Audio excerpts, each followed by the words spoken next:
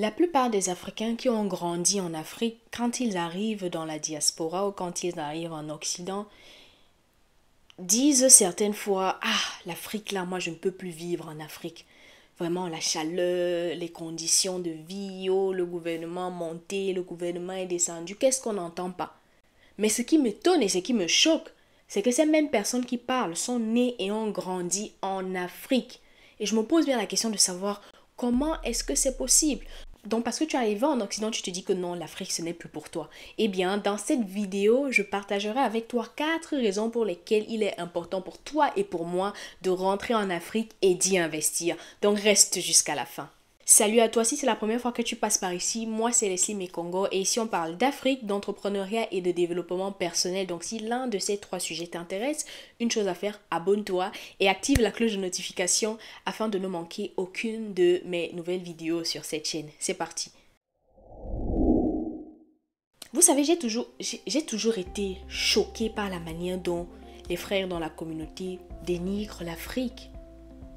Et ce qui me choque d'autant plus, comme je le disais déjà en début de vidéo, c'est que ces personnes-là souvent ont grandi en Afrique, sont nées en Afrique et parce qu'ils ont juste pris un avion et qu'ils sont arrivés en Occident, ils se disent que non. Ils sont mieux placés en fait pour pouvoir déballer tous les problèmes qu'il y a en Afrique. Comme si quand tu étais là-bas, tu ne voyais pas tous les problèmes là. Ils vont te parler d'insalubrité, ils vont te parler de l'état des routes, ils vont te parler des délestages, ils vont te parler qu'on n'arrive pas en Afrique à avoir l'eau potable. Tous les trucs négatifs en fait vont sortir de nos bouches la plupart du temps. Et c'est ce que je disais déjà dans l'une de mes vidéos en fait, c'est que c'est ce que nous disons de notre continent, c'est ce que nous disons de notre pays qui entre dans les oreilles des Occidentaux et c'est cette image-là que nous-mêmes renvoyons de notre continent, l'Afrique.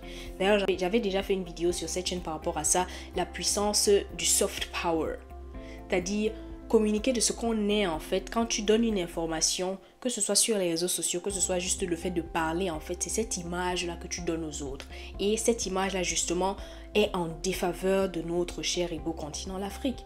Alors je ne sais pas si vous avez suivi le discours de Tion Young. C'est un homme politicien que je suis déjà aujourd'hui depuis, ça va faire 1 ou 2 ans si je ne me trompe pas. Et il a dit une phrase très simple: si vous voulez multiplier vos investissements par 100, vous allez à la Silicon Valley.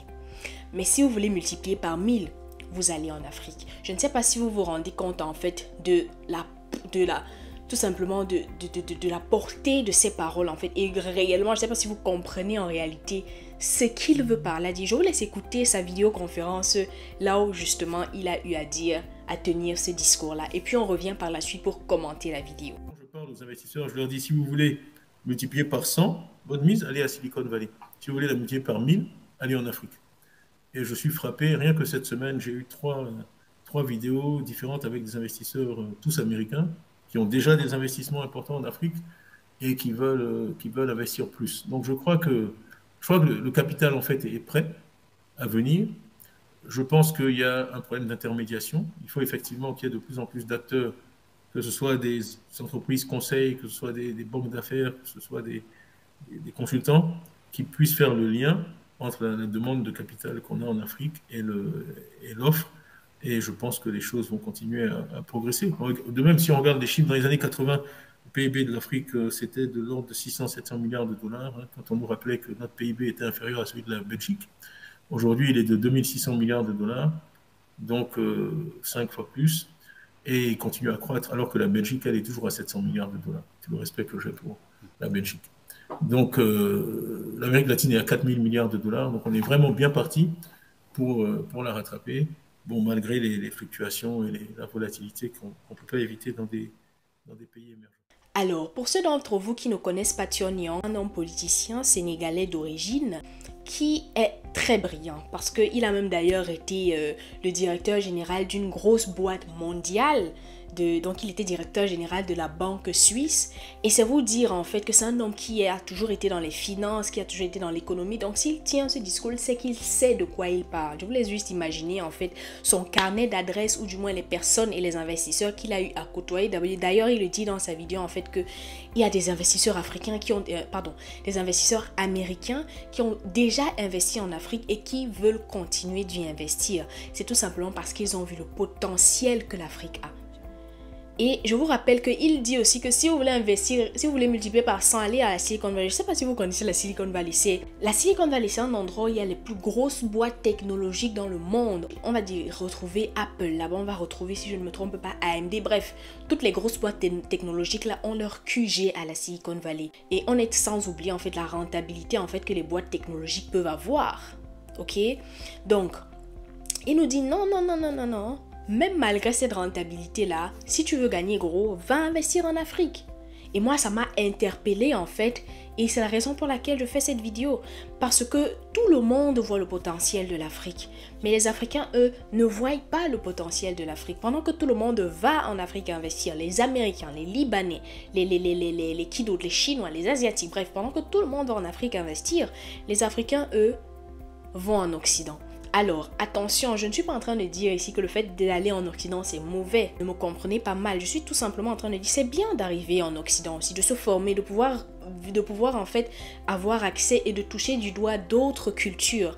Mais pour moi, il est encore plus important de rentrer en Afrique justement et de pouvoir mettre en pratique et surtout de pouvoir adapter tout ce que nous avons appris au système africain afin de pouvoir développer ce continent. C'est tout en fait. Parce que nous, dans la communauté, au lieu de voir les opportunités dans nos différents pays, qu'est-ce qu'on fait? On ne voit que les problèmes. On ne voit que les problèmes. Donc, sans plus tarder, on va passer en fait à la première raison pour laquelle je pense qu'il est important d'investir en Afrique. C'est tout simplement parce que Africa is the place to be for the 50 coming years. Yes, you got me right. L'Afrique, c'est juste l'endroit où il faut être pour les 50 prochaines années. On a juste qu'à regarder les statistiques en fait pour comprendre ça. L'Afrique, c'est le seul endroit où tu vas retrouver encore énormément de terres arables qui n'ont même pas encore été cultivées. C'est le seul endroit où tu vas retrouver en fait les espaces pour pouvoir investir. Parce que tenez-vous tranquille, l'Afrique est même dépeuplée. Quand on essaie de comparer en fait la population africaine à sa superficie, on se rend compte qu'il y a encore de la place. Et les statistiques justement prévoient un doublement de la population africaine à l'horizon 2050. Parce que actuellement, au moment où je parle en fait, en 2022, on est à 1,15 milliard de personnes. À l'horizon 2030, on va passer à 1,40 milliard. Et en 2050, justement, on passe à 2,0 milliards d'habitants en Afrique. Est-ce que vous vous rendez compte en fait? Est-ce que vous vous rendez compte? Non mais sérieux, qui dit doublement de la population africaine dit beaucoup plus d'opportunités. Ça dit aussi doublement d'opportunités et surtout, ça dit aussi doublement des bouches à nourrir. Ce qui nous amène à la deuxième raison. Il y a énormément de possibilités d'investissement en Afrique dans plusieurs domaines. En Occident, en fait, la plupart du temps, quand tu veux faire un business ou quand tu veux investir, tu veux peut-être te positionner dans un domaine. Tu vas te rendre compte que dans ce domaine-là, il y a un mastodonte qui est déjà installé, qui maîtrise le marché, qui tient le marché. En fait, du coup, toi, pour pouvoir t'implanter, pour pouvoir te démarquer, ça va te demander beaucoup de travail et beaucoup d'investissement, en fait. Alors qu'en Afrique, quand on regarde l'Afrique, presque rien n'a été fait, pour ne pas dire rien. Presque rien n'a été fait. Ça veut dire que si tu te lances dans un domaine où personne ne s'est encore lancé, où personne n'a encore investi en fait, je te laisse juste imaginer en fait l'impact que tu peux avoir et surtout le nombre d'argent que tu peux te faire. Je te laisse juste imaginer en fait. Et ça, c'est la deuxième raison principale pour laquelle tu devrais investir en Afrique. Il y a énormément de possibilités. Quand tu vas en Afrique, à chaque coin de rue, tu vois une opportunité. Mais ceux qui sont sur place, à chaque coin de rue, eux, vont plutôt voir les problèmes. C'est contradictoire, n'est-ce pas? La troisième raison pour laquelle il est important d'investir en Afrique, c'est justement parce que le coût d'investissement en Afrique est extrêmement moins cher, ce qu'on ne retrouve plus en Occident. Aujourd'hui, en Afrique, avec 1500 ou 2000 euros, tu peux ouvrir une plantation sans problème. Plantation de ce que tu veux, que ce soit banane, plantain, que ce soit... Tu ouvres une plantation et elle marche avec un petit budget. Mais ici, ces mêmes 2000 euros là ne suffisent même pas à te faire le garage devant ta maison, juste ça. Juste ça, tu n'arrives pas à faire. Aujourd'hui, en Afrique, avec 10 000, 20 000, voire 30 000 euros grand max, tu te construis une maison. Vous avez déjà vu où en Occident on construit une maison avec 10 000 à 30 000 euros. C'est impossible, même l'appartement, tu ne peux pas acheter, même si on va jusqu'à 50 000 euros, c'est rare, c'est extrêmement rare de trouver des opportunités comme ça. On est obligé d'aller dans les banques ici pour prendre des gros prêts. Pour construire ta maison, tu dois prêter 100 000 euros, ça c'est même avant l'inflation. Donc aujourd'hui, c'est même peut-être passé à 200 000 euros pour pouvoir construire une maison. Juste incroyable, n'est-ce pas? Pourtant, en Afrique, avec un petit budget, c'est possible. C'est vraiment possible d'investir. Alors, qu'est-ce que tu attends pour y aller et investir? La quatrième raison, elle est pour les... Comment je vais dire en fait? Pour les panafricanistes. Ceux-là vraiment qui portent l'Afrique dans leur cœur. C'est tout simplement participer au développement de l'Afrique. Et quand je parle de développement de l'Afrique, je parle en fait participer à l'évolution en créant de la ressource. C'est pas juste ouvrir son petit business à gauche, à droite, non. C'est vraiment participer au développement économique et social de l'Afrique.